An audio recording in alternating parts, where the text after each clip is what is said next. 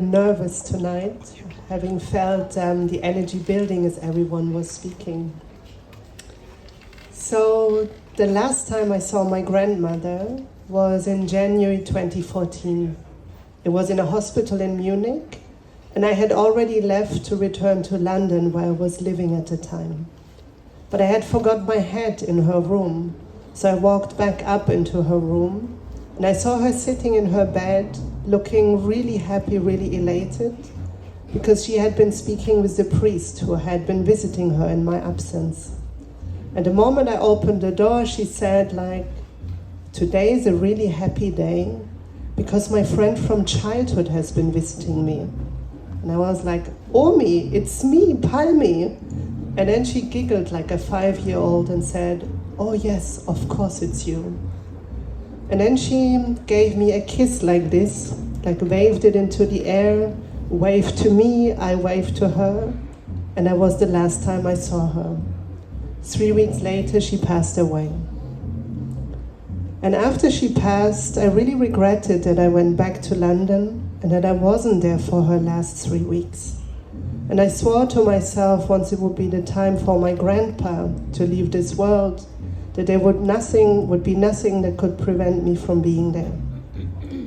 And over the next 14 months, I went back and forth between London and Munich, supporting my grandfather. And he was this really proud man, this kind of man that was wearing a suit every day, brought my grandmother flowers every day to the grave. And he was very proud and never accepted help. He also never made life about him, because he was always just looking after my grandma. But in this last year, he accepted help. He also showed some softness, and sometimes it also led to really funny moments. So for example, when he asked me to put some cream on his back, which I said, of course I do, but then he opened his trousers and let down his trousers and his underwear, and I was like, oh my God, OP, please, no, too much. But then, about 14 months in, he had an accident, and he fell and he had an aneurysm in his brain. And I got a call while I was in London and was told that he had about 24 hours to live. It was already late at night, and I booked the next flight home. I was really anxious that I might come too late or miss the moment. And I could really feel my heart beating, kind of like when I was sitting here earlier as I was in the plane. I walked up the stairs to the room, my heart beating really, really fast, my stomach feeling kind of queasy. And I opened the door, but he was just lying there in bed, peaceful, looked like sleeping. He was sort of in a coma. And the nurse told me that there were only a few hours left. They were very sure, but they didn't know quite when, and that I should look for the oxygen level in his blood. And throughout the day, some of our other family members were visiting, coming back and forth. And at a certain point, I sent them all home because I felt they were all more focused on themselves and their own process, and almost making my grandfather more nervous. And they left the room. I had 10 minutes with him. I sat there with him. I meditated with him, but kept my eyes open because I didn't want to miss any of his movements. And I sent him loving mantras, and then suddenly I could feel the body was really restless. I rang the nurse. The nurse came inside, looked at the amateurs, the monitors, and just nodded. And when she nodded, I immediately understood what she meant. And she asked me to take my hand. I held my grandfather with one hand. The nurse gave me her other hand. The doctor came inside, held the nurse and my grandfather. And the three of us had a circle around him. And then within a few seconds, I heard that dreadful noise that we all know from movies, that duh. And in that moment, I felt such a huge pain in my heart. But 10 seconds or so later, there was this enormous energy in the room. It was palpable, you could almost touch it. It was full of love, it was full of peace, it was quiet, and it almost enveloped me like a blanket.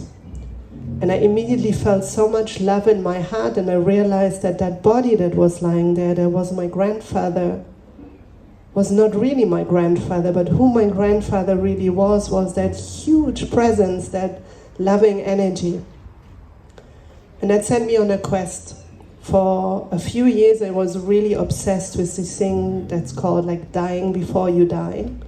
I meditated like a maniac. I tried to let go of so many of my identifications. And I really wanted to live more from this place of essence, of presence. And I also volunteered in a hospice, sitting with people that were dying, kind of trying, when there was kind of a glimmer, to point them also to that essence.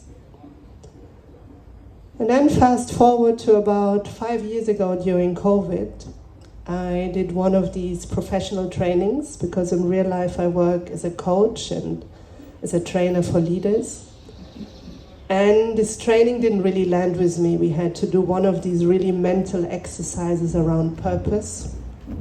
And we had to kind of fill the dots, like, I help ... And my mind came up with, help leaders raise their consciousness to create positive impact.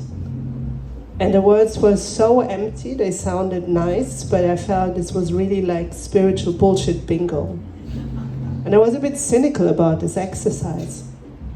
And then we took a break. And the facilitator asked us to come back into, if we were comfortable, to lie down, to close our eyes, and to start breathing in a deep way. And she played this, for my taste, way too esoteric music. I have a little bit of a thing about that. But I went with it. And we were lying there and we were breathing, and I was instructed to say over and over, I am, and then see what words would come with relations to the purpose. And suddenly I remembered that moment with my grandfather, that spacious, loving essence that had come like a blanket around me. And the words that came were, I am a spacious, loving presence. And then the next sentence was, she said, and I help, and there it was again, leaders to raise their consciousness, but I knew immediately, no, that's not it. And then I remembered how I felt with meditation, and that's like at home. So the sentence that then came was, I'm a spacious, loving presence that takes others home. And when those words landed, and I'm getting the goosebumps right now, tears started running down my face, and they started running and running and running. And those tears were of deep recognition, but also of deep grief. Of grief for all those years where I had tried so hard to get the approval of my dad, to climb the corporate ladder, to achieve success, money, status, whatever, while my purpose had always been who I was all along. Nothing less, nothing more. And who I was already enough. Thank you.